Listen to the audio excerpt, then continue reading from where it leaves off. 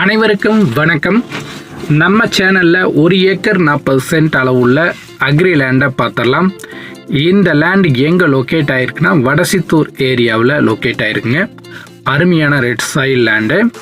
இந்த லேண்டுக்கு வாரத்துக்கு ஒரு நாள் தண்ணி பாத்தியம் இருக்கும். இபி வெல் நம்மளுக்கு ஷேரில் வந்துடும்.